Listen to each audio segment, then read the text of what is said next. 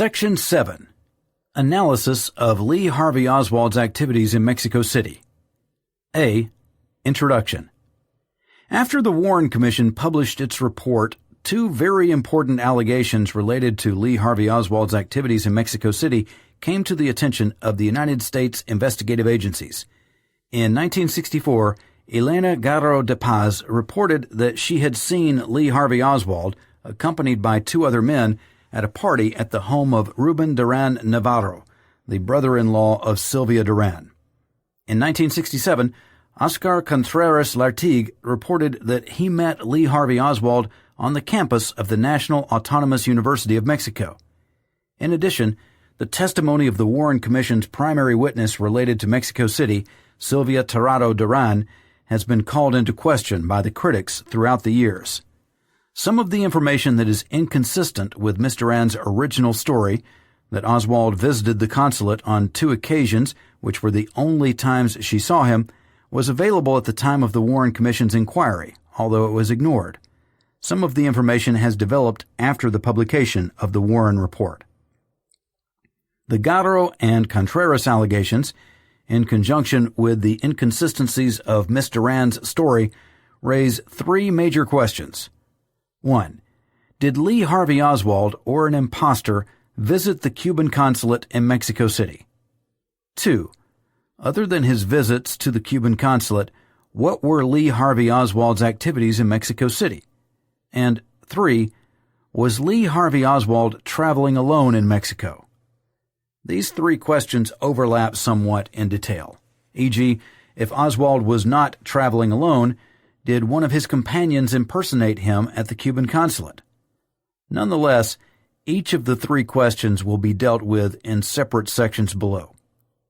In an attempt to answer these questions, the House Select Committee on Assassinations has 1. Interviewed Mexican and Cuban citizens who could have knowledge of Oswald's visits to the Cuban consulate. 2. Interviewed Mexican citizens who could have knowledge of Oswald's activities and associations in Mexico City. 3. Conducted an extensive review of the files of the Central Intelligence Agency and the Federal Bureau of Investigation that pertain to Oswald's sojourn in Mexico City. B. Did Lee Harvey Oswald, or an imposter, contact the Cuban and Soviet consulates in Mexico City? Lee Harvey Oswald himself probably visited the Cuban consulate at least once, since his application for a Cuban in-transit visa bears his signature.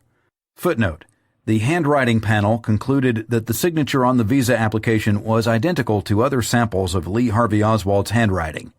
End footnote. Though the Cuban consulate allowed visa applicants to take blank applications out of the consulate to be returned when completed, Sylvia Duran stated she was certain that Oswald signed the application in her presence.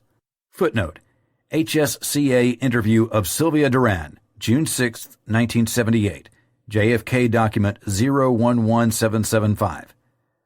Consul Askew stated that standard operating procedure at the Cuban consulate did not allow applications to be removed from the office. HSCA public testimony of Eusebio Askew, September 18, 1978, page 41. End footnote.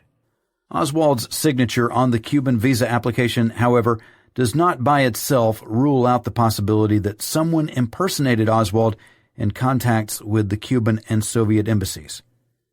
An analysis of the telephone conversations which the CIA's Mexico City station intercepted by tapping the Soviet consulate and the Soviet military attaché's telephone reveals that someone, later identified by the CIA as Oswald, visited the Cuban consulate at least 2 times and the Soviet consulate at least 3 times. On September 27, 1963, at 4:05 p.m., Sylvia Duran called the Soviet consulate. In this conversation, she referred to an American seeking an in-transit visa to Cuba. The substantive information given indicates that she was discussing Oswald. At this time, the individual using Oswald's name already had been at the Soviet embassy at least once, since Sylvia requested the name of the Soviet embassy official who dealt with the American. Sylvia also stated that the American was, at that time, in the Cuban consulate. At 4:26 p.m., a Soviet consular official returned Sylvia Duran's call. This official stated specifically that Oswald had visited the Soviet consulate.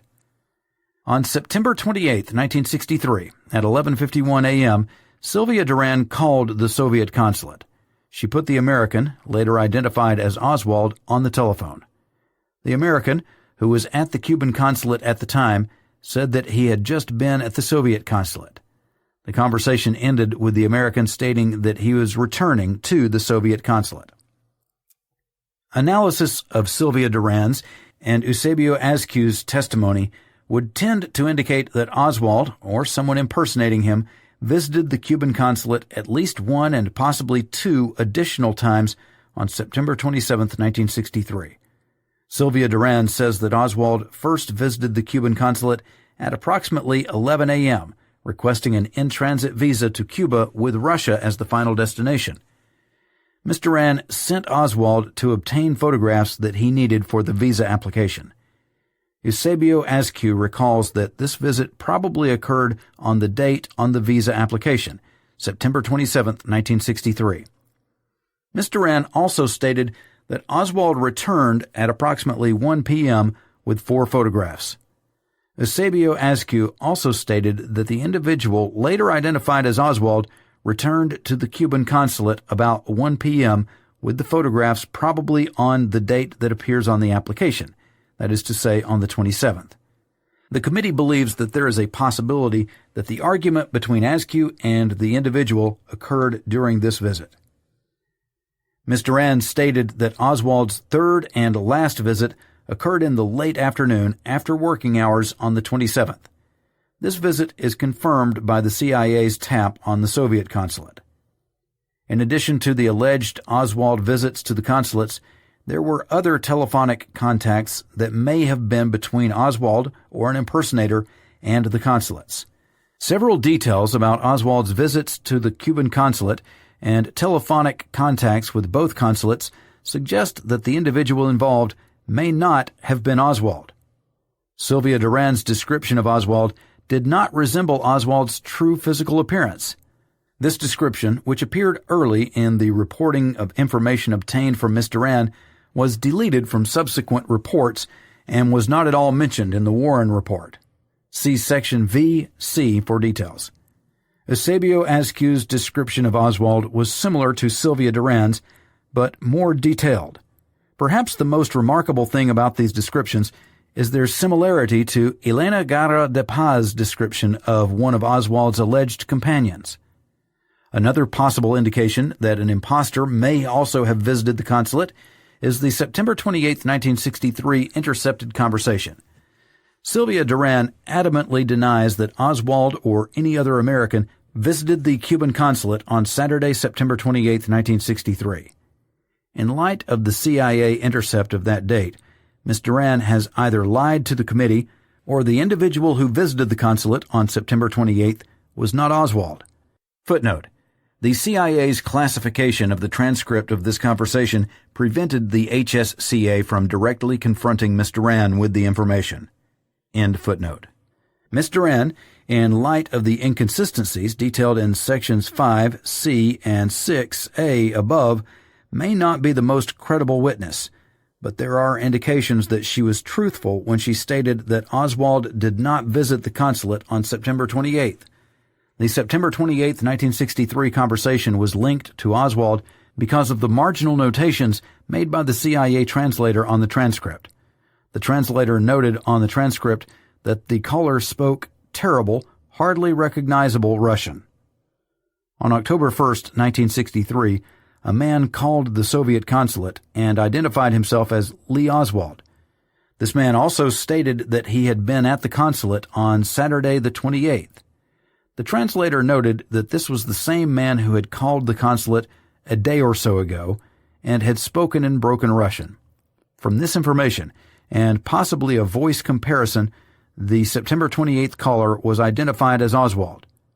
The problem with assuming that the caller on September 28th and October 1st was Oswald is that Oswald spoke fluent Russian.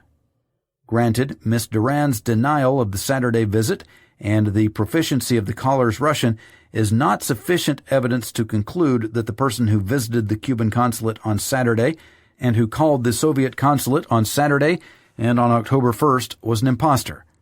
Yet the information is sufficient to question the assumption that it was Oswald, especially in light of Ascue's and Duran's descriptions and Elena Garro de Paz's allegation.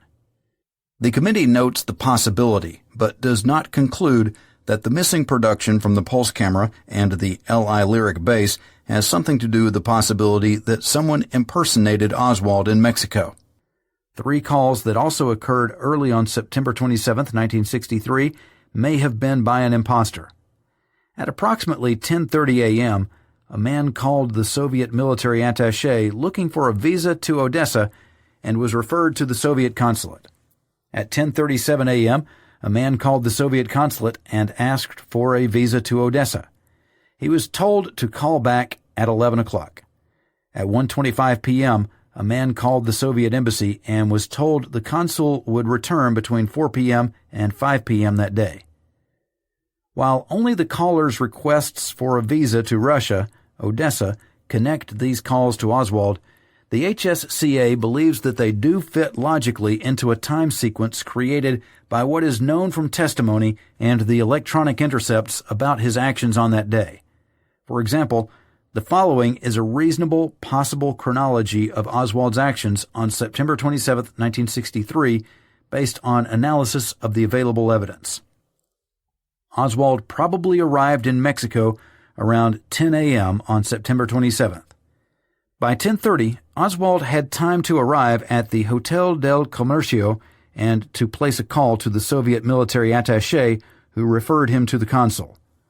The military attaché also gave the caller directions to the consulate. During the 10:37 a.m. call to the consulate, the caller learned that he could contact the Soviet consul at 11 a.m. This done, Oswald then visited the Cuban consulate, where he arrived around 11 a.m. on his way to the Soviet consulate. This meeting lasted only approximately 15 minutes. Oswald was then sent to obtain photographs and to the Russian embassy to get the necessary Russian visa. Oswald returned to the Cuban consulate around 1 p.m. At this point, he had his encounter with Ascue and completed his application. Oswald realized at this point that he would have problems obtaining the visas. After this visit to the Cuban consulate, which lasted approximately 15 minutes, Oswald tried to contact the Soviet consul, whom Oswald claimed had assured him that he would have no problems obtaining a visa. Hence, the 1:25 call. During this conversation, Oswald learned that the consul would be in that evening between 4 p.m. and 5 p.m. Oswald returned to the Cuban consulate at 4, and Sylvia Duran called the Soviet consul on his behalf. Hence the 4:05 and 4:25 p.m. calls involving Duran. But there is a problem with attributing the first 3 calls on September 27, 1963, to Oswald. The conversations are all in Spanish. With the exception of the testimony of Delgado, the evidence indicates that Oswald did not speak Spanish. Hence, either the above detailed calls were not made by Oswald, or Oswald could speak Spanish. There is not enough evidence firmly to conclude that someone did impersonate Oswald in Mexico. On the other hand, the evidence is of such a nature that the possibility cannot be dismissed. C. What were Lee Harvey Oswald's activities in Mexico City? When the Warren Commission wrote about Lee Harvey Oswald's activities in Mexico City, it concluded, quote, "The Commission undertook an intensive investigation to determine Oswald's purpose and activities on this journey, with specific reference to reports that Oswald was an agent of the Cuban or Soviet governments. As a result of its investigation, the Commission believes that it has been able to reconstruct and explain most of Oswald's actions during this time." By Saturday, September 28, 1963, Lee Harvey Oswald had failed to obtain visas at both the Cuban and Soviet embassies. From Sunday, September 29th, through Wednesday morning, October 2nd, when he left Mexico City on a bus bound for the United States, Oswald spent considerable time making his travel arrangements, sightseeing, and checking again with the Soviet embassy to learn whether anything had happened on his visa application. End quote. Subsequent to the Warren Commission's report, the allegations of Elena Garro and Oscar Contreras Lartigue came to the attention of the United States investigative agencies. The main allegation of both these people, that they met Lee Harvey Oswald in Mexico City, remains to this day without direct corroboration. Yet the committee feels that it cannot dismiss these allegations without giving them any consideration. The testimony of Sylvia Duran and the Cuban consulate officials Askew and Mirabal place Oswald's last contact with the Cuban embassy on Friday evening, September 27, 1963. The transcripts from the CIA's wiretaps on the Soviet consulate place Oswald's last visits to the Soviet and Cuban consulates on Saturday morning, September 28, 1963. Oswald's last telephonic contact with the Soviet consulate came on Tuesday, October 1, 1963. Oswald's activities on the days between September 28th and October 1st are not clearly recorded. The Warren Commission speculated that he spent most of this time sightseeing and making travel arrangements. It is entirely possible that Oswald did spend some of his time during this weekend sightseeing and making his travel arrangements. It is also entirely possible that after his failure to obtain his visas on Saturday, September 28th, that Oswald did not give up completely and did attend the party where he would have come into contact with the Cuban consular officials and later sought help from pro-Castro students. It is entirely possible that Ruben Duran had a twist party on September 30th or October 1st, as Elena Garro has claimed. Ruben, Horacio, Lydia, and Sylvia Duran all admitted that they frequently had twist parties in 1963. Only Sylvia Duran recalled Elena Garro attending any of the twist parties at the Duran's home. She recalled Elena and Elena's daughter, Elenita, attending one twist party at Ruben's home in 1963. The other Durans adamantly denied that Lee Harvey Oswald had attended a twist party at one of their homes. Many of the details of Elena Garros' allegations have not been or cannot be corroborated. For example, Elena's allegation that some of the people who had been at the party were taken to Veracruz under the protection of Governor Lopez Arias has not been verified. Ruben Duran denied that he had ever discussed the assassination with Elena Garro. Eusebio Askew denied that he had discussed President Kennedy with Emilio Carballido at a party at the Duran's home, as alleged by Elena Garro. The committee has not been able to verify whether or not guards were posted outside of Elena's home in 1963, as she claims. But other details of Elena's story are very credible. Perhaps the most striking is the suggestion that Oswald's relationship with Sylvia Duran was more extensive than just the business contacts in the Cuban consulate.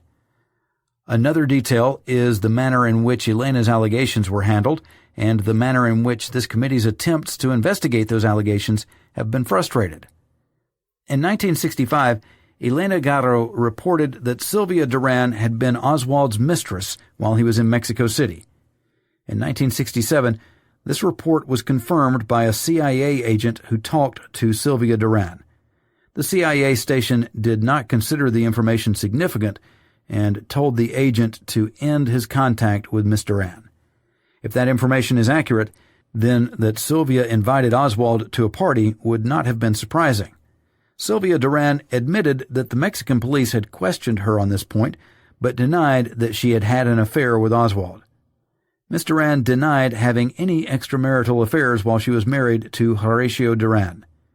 This denial is not consistent with evidence of her reputation at the Cuban consulate. A CIA penetration agent there reported to his case officer that all that would have to be done to recruit Sylvia Duran, whom he referred to by using the Spanish word for whore, would be to get a blonde, blue-eyed American into bed with her. There is also CIA information that indicates that Sylvia Duran had an affair with a Cuban ambassador to Mexico in the early 1960s. The HSCA attempted to interview the CIA penetration agent about Miss Duran. An interview with the agent was also desired so as to attempt to verify whether Elena Garro had created a disturbance at the Cuban embassy on November 23, 1963. The committee's attempts to interview this agent were frustrated. Ms. Garo's claim that she stayed at the Hotel Vermont was verified by the Mexico City legal attaché on October 13, 1966. Ms. Garo claimed that she had been held there by Manuel Calvillo, whom she believed worked for the Mexican Ministry of Government. In 1963, Mr. Calvillo was an unwitting asset of the Central Intelligence Agency. Ms. Garo claimed that she told Mr. Calvillo her story on November 23, 1963. Yet the CIA Mexico City station did not receive a report from Calvillo on this matter until November 24, 1964, the same day that Elena first told her story to American officials. For these reasons, it was felt that Manuel Calvillo could well be a key to determining the veracity of Ms. Garo's story. The committee's attempts to interview Mr. Calvillo were also frustrated. There is also circumstantial corroboration of Ms. Garo's allegations regarding June Cobb Sharp. For example, Ms. Cobb was indeed a CIA agent, and she did file the first report of Ms. Garo's story. It should be noted that this first report was accurate in its detail in that Ms. Garo's story remained essentially the same in subsequent repetitions. Ms. Garo claimed that she kicked Ms. Cobb out of her house. There is a notation on Ms. Cobb's report that she was not able to regain access to Ms. Garo. The committee attempted to obtain an interview with Ms. Cobb, but was once again frustrated. Reviewing the manner in which the CIA Mexico City station and the legal attaché's office in Mexico City handled Ms. Garo's allegations reveals that, at best, her allegations were handled in an irresponsible manner because they were dismissed after a superficial investigation. The first report that came to the CIA was misfiled and forgotten. The Legat, after talking to Elena, dismissed her story after interviewing one person whom she said may have been at the party. The manner in which the official American community handled Charles Thomas's reporting is detailed in Section 6C11 above. Mr. Thomas speculated in 1969 about why Ms. Garo's story had been largely ignored by the American officials in Mexico.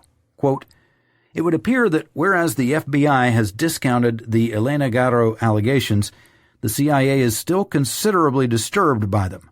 The CIA may not have pressed for further investigation, however, for a number of reasons. 1. Considering the sensitive overlap and subtle competition between two intelligence collecting agencies, it had to yield to the FBI's clear jurisdiction. 2. There are obvious complications in conducting such an investigation in a foreign country. 3. Redacted. And 4. Some of the people appearing in the Elena Garo scenario may well be agents of the CIA. Under the circumstances, it is unlikely that any further investigation of this matter will ever take place unless it is ordered by a high official in Washington." End quote. The committee attempted to locate Elena Garo. Although the committee established telephonic contact with Ms. Garo, the committee was totally frustrated in this aspect of its investigation, but yet believes that there is a possibility that Lee Harvey Oswald did attend a twist party at the home of Ruben Duran. The committee also considers it possible that Lee Harvey Oswald contacted pro-Castro students at the National Autonomous University of Mexico, Universidad Nacional Autónoma de Mexico, hereinafter UNAM, as claimed by Oscar Contreras Lartigue. Sylvia Duran admitted that she had told Oswald of two ways in which he could get a Cuban visa. 1. He could get an in-transit visa by first obtaining a visa to another communist country, such as Russia. 2. He could obtain a regular Cuban visa by knowing someone in Cuba who would vouch for him. It is possible that after Oswald's attempts to obtain a visa by the first method were frustrated on Saturday, September 28th, that he made one final effort to locate someone trusted by the Cuban consulate to vouch for him. There is no direct evidence about how Oswald could have learned of the pro-Castro group at UNAM. There is a possibility that Ernesto Lefeld Miller, a friend of the Durans who borrowed Horatio's car often, took Lee Harvey Oswald to the campus of the National Autonomous University. On the days when Lee Harvey Oswald allegedly visited the consulate, Mr. Miller did also. It is possible that Sylvia Duran asked him to escort Oswald to the campus. Mr. Miller denied having ever met Oswald.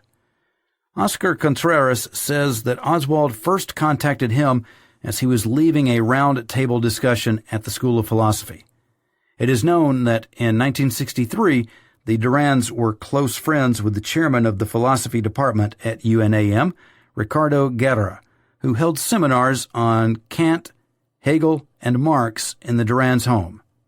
It is possible, if Sylvia Duran had more than just a purely business relationship with Oswald, that she referred Oswald to one of Guerra's Marxist seminars in his search for help.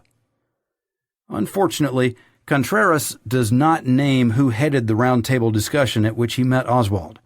Sylvia Duran denied that she referred Oswald to anyone for help.